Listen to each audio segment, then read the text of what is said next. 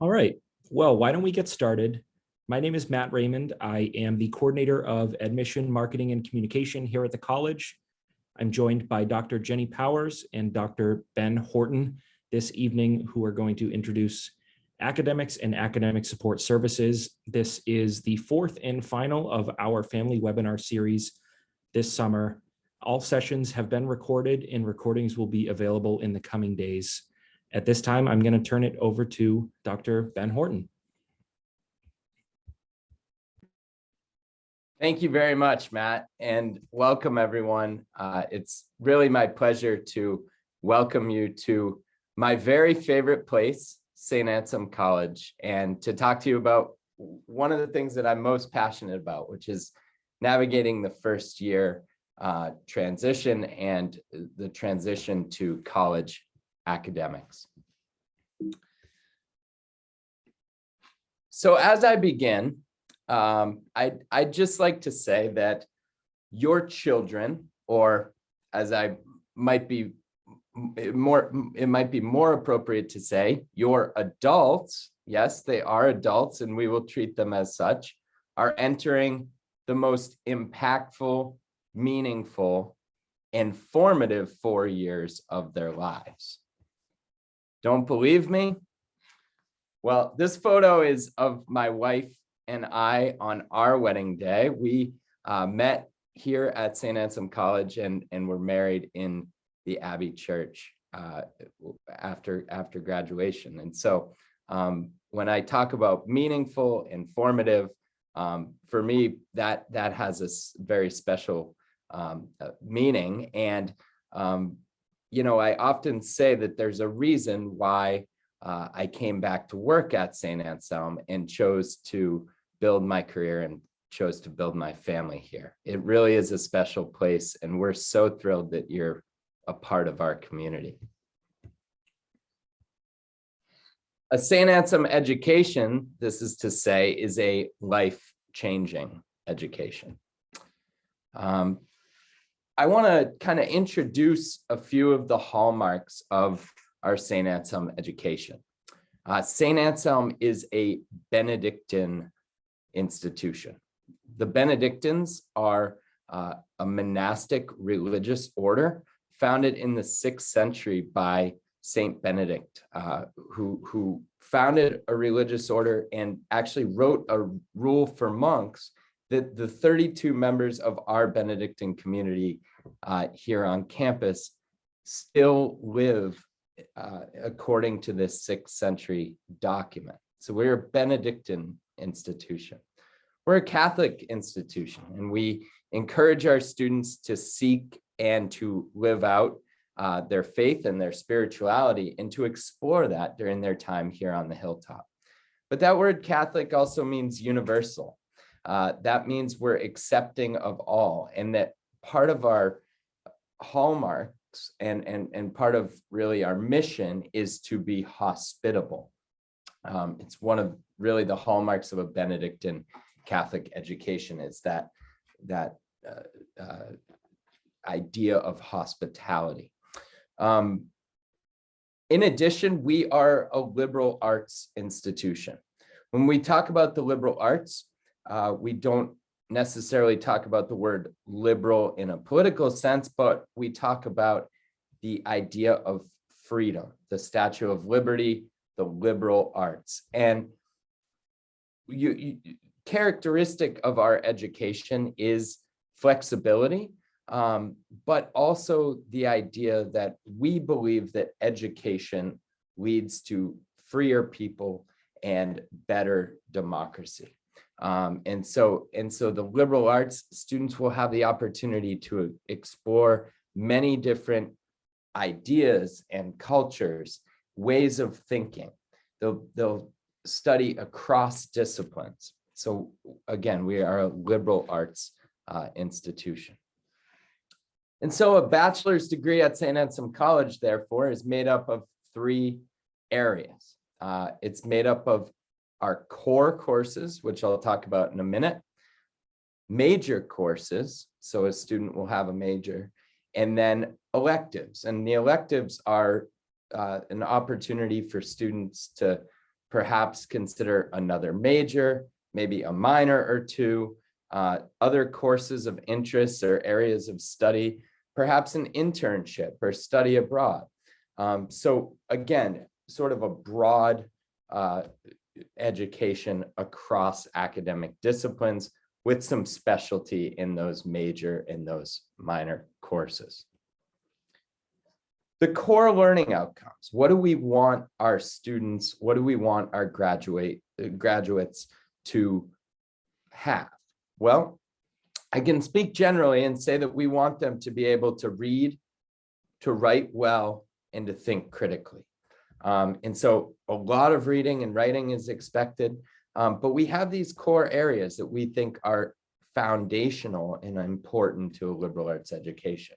Aesthetic and creative engagement, historical awareness, a language, which I'll talk about in a little bit, philosophical reasoning, theological reasoning, quantitative reasoning, scientific reasoning, social scientific reasoning, citizenship, and global engagement. So these core learning outcomes are what comprise one of those three pieces of the liberal arts education here at Saint Anselm. You may have seen this word, and this word is not a typo. The word is conversatio. Loosely translated, this word means a way or a path of life. You can see my little meme there. Conversatio is not just a course, it's a way of life. And Conversatio is the first year shared learning experience. It spans the entire year over the course of 2 semesters.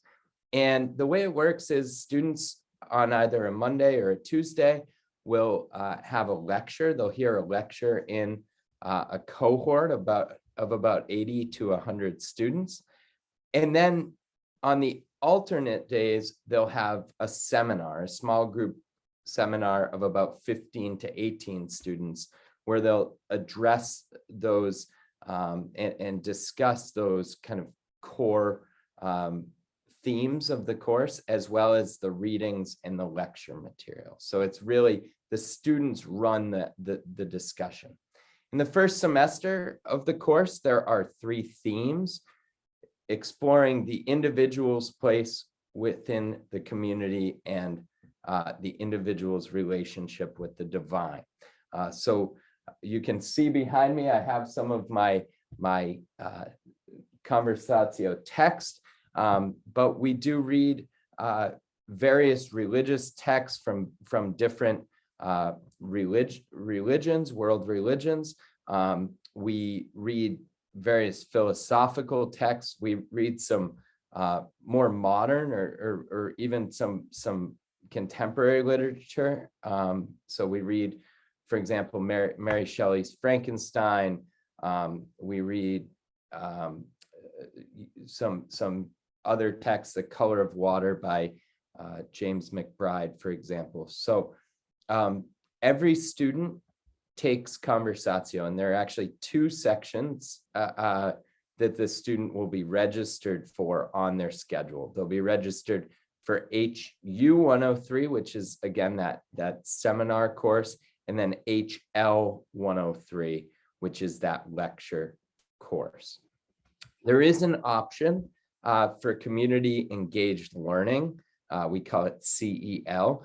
Community engaged learning is an opportunity for students to go out into the community and to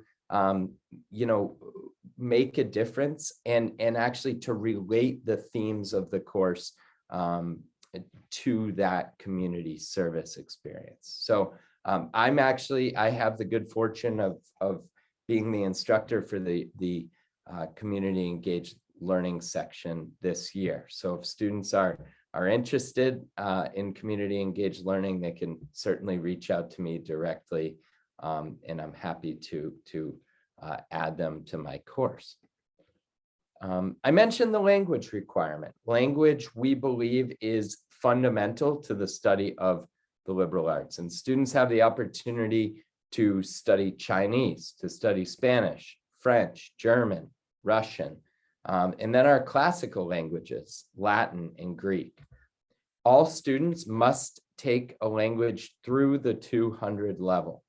International students may request a waiver, and honor students should take a language through the advanced or the 300 level. So that's a little bit about the language requirement.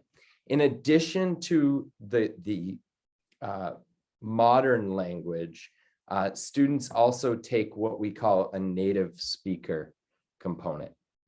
And native speaker is actually really neat. It's a small group of students who will meet with someone who's fluent and actually probably from the country where a certain language is spoken. So if your student is taking French, they'll be paired up with someone from Quebec or from France who will speak with them on a weekly basis in a small group. And those groups are usually groups of 4 to 5. And it's really just a conversation, an immersive conversation in that language. So this is all to say that students will have the opportunity to explore their skills, their interests, and their values, to take courses in a variety of academic disciplines, and indeed to engage in an academic conversation that has been taking place since the 6th century. As I mentioned, Saint Benedict founded the Benedictine order in the 6th century. It's the oldest intellectual and religious tradition in the Western world. And students will have many valuable resources along the way. They have their class deans, that is me. For first-year students, I am the class dean for the class of 2026, and new students, they'll have their academic advisor and they'll have their faculty. And Jenny will discuss many of these additional resources in her presentation. But I did mention the academic advisor. The academic advisor, students will be assigned to an academic advisor in late August. For students who have declared an academic major, the academic advisor will be a faculty member from the major department. I always think it's worth noting that parents, upperclassmen, coaches, RAs can be really helpful resources to students, but they cannot take the place of an academic advisor. So students will be meeting with their academic advisor regularly throughout the year. I want to talk briefly about a typical fall schedule for a first-year student. A first-year student will be enrolled in, as I mentioned, Conversatio, that HU 103 and HL 103, the lecture and the seminar, either English 105, EN 105, or a core course.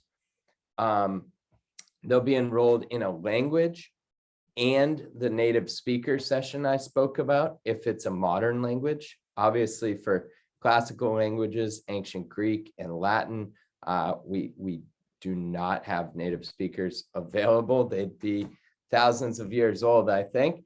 And then a course that fulfills their major requirements. So this is typically what our students are undertaking in their first semester. For nursing students, you're going to find that you're pre-registered for those 16 credits, but every student should take 4 courses, 16 credits.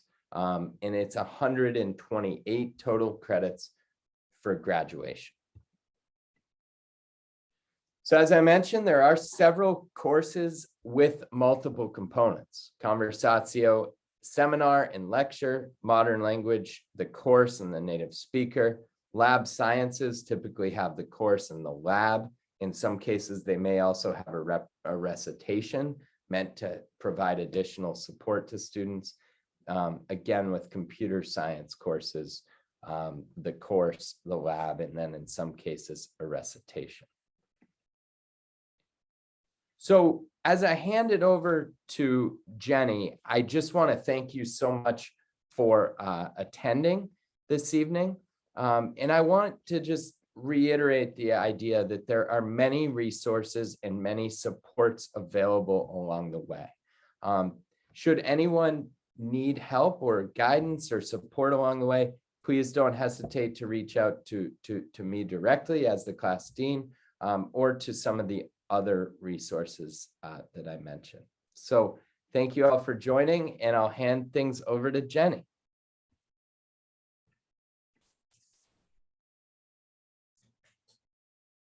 Hi, everyone. I'm Jenny Powers, Director of the Academic Resource Center. And as Ben said, the Academic Resource Center is a place on campus completely devoted to making sure that every student has access to anything they need to meet their academic goals. The first resource that I'll tell you about is the Writing Center. The Writing Center is absolutely one of my favorite places on campus because any student can come to the Writing Center anytime we're open at any stage of the writing process to get feedback or assistance on their papers. So I don't know the last time you had something to write at work or in your personal life, and sometimes that blank page can be really scary. Getting started as soon as you get a writing assignment or have a writing task can often be the biggest hurdle. So students can come to the Writing Center as soon as they have an assignment and talk through their ideas and start organizing the way that they'll present those. Sometimes some of us get stuck after we've written a paragraph or a page and there's 5 pages to go. So writing assistants, I should stop and mention that the Writing Center is staffed by peer writing assistants. So these are students who have been recommended by faculty because of their excellent writing skills and their passion for writing. So if students get stuck, the writing assistants can intervene and give them that push to keep going, can find that seed of an idea that can be expanded into 2 more pages. Sometimes during the first draft, students want to make sure that they're on the right track.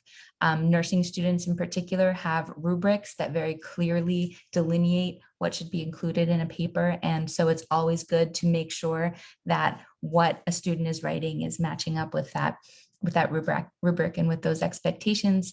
And then students do come as they've finished a first draft for some revising and editing support. The Writing Center sponsors events like write-ins, where we take over a space on campus and anyone can bring their paper and just sit there, get the writing done. We collaborate with the library on citation support, discuss short stories, and much, much more. The next support I'll tell you about is peer tutoring. Peer tutors, like writing assistants, are students who have done really well in a particular course, and they've been recommended by faculty to help translate academic language into peer language. They also share their successful study strategies, the techniques that they use to do so well in these courses that they've been recommended to help others.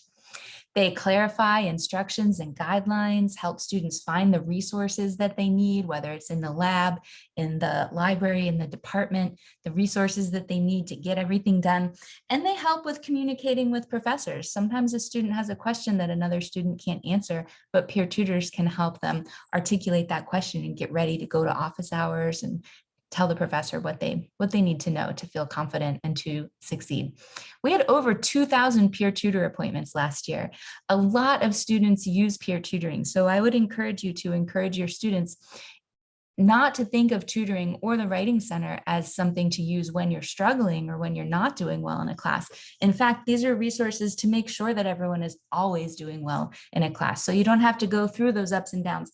There's ups and downs. We can't avoid the ups and downs of a semester, but peer tutors are there. They're there to give solid advice on how to be successful students. We also have events sponsored by peer tutors, and through our peer tutoring center, we have study groups, we have final exam review sessions, and some courses like anatomy and physiology for nurses or financial accounting have specifically designated learning communities that meet weekly so that students have a regular touch point with a peer throughout the semester to keep on top of their work. Academic mentoring happens in peer tutoring. It happens in the Writing Center. It also happens in other ways in the Academic Resource Center. The Academic Resource Center professional staff includes the coordinator of the peer tutoring program, the coordinator of the Writing Center, and a coordinator of academic resources. And we're all mentors to students in different ways. We also have students who play a mentoring role, helping students look at the big picture, that time management piece, organization. If you have 5 assignments coming up. How do you decide which one to start on first, or how do you break it down into pieces so that you can alternate among those assignments and get them all done on time? Note taking is something that I think really changes from high school learning to college learning. So we take a lot of time, we spend a lot of time with students developing not just note-taking strategies, but strategies to use those notes to study, to transform those notes into study guides and opportunities for self-testing. We offer a lot of programming on these topics, as well as topics on mindfulness and achieving balance in academic life. Disability Services is also part of the Academic Resource Center. If your student had an IEP or a 504 plan in high school or has learning disabilities and would benefit from academic mentoring or coaching, they should reach out to me so that we can arrange that. We can also arrange accommodations. Accommodations are determined on a case-by-case basis, so it always starts with outreach from the student and always happens in consultation with the student. Common accommodations do include extended time on tests, testing in a distraction-reduced environment, use of audiobooks or other assistive technology, and I'd be happy to set up an appointment with any student who has questions about this. There's resources everywhere on campus, as Dean Horton said. Everyone on the college campus is an academic resource in one way or another. So encourage your students to reach out wherever they might be, in the library, to their advisors, faculty advisors. I serve as an advisor for undeclared majors, as does Dean Horton. The registrar is a resource, the Intercultural Center, community engagement, clubs, and other leadership opportunities in the College Health Center, including the Counseling Center, are fantastic resources that every student touches on at one point or another in their college career. I think at this point, we would be happy to take your questions.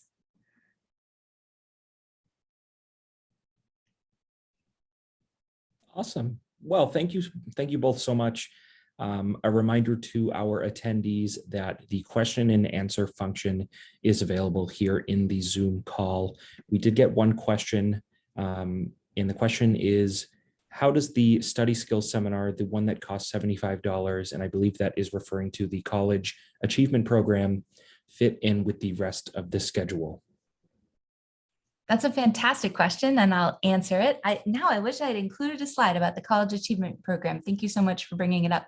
The College Achievement Program is the only service that I've talked about that includes a minimal fee, $75, and that covers materials. It comes with an excellent book on metacognitive learning strategies. It meets, as I said, for the first 8 weeks of the semester for 1 hour and 15 minutes and is aligned with experiences and assignments that students are going through. So students leave that session having accomplished something towards their academic success. We determine the exact time of the course based on who registers for it. So we schedule that around students' existing schedules.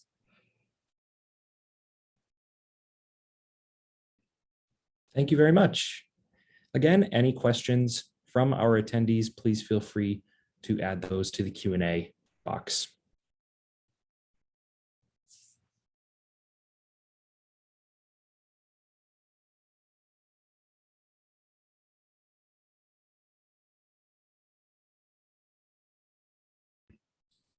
Another question regarding that college achievement program, how does a student register? The registration form is available on the enrollment page.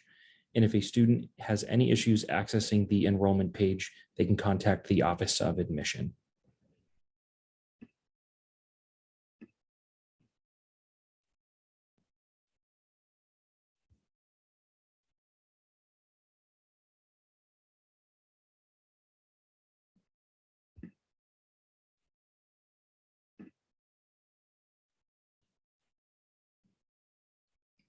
Okay, seeing no other questions, I would like to again thank our panelists for their participation and insight this evening. I'd like to thank as well our attendees. We cannot wait to meet you, see you on campus this fall. I hope everyone enjoys the rest of the summer. At any time, if questions do arise, feel free to contact the Office of Admission, like I mentioned, or our panelists this evening, Dr. Benjamin Horton, Dr. Jenny Powers. Thank you very much and have a great evening. Thank you all.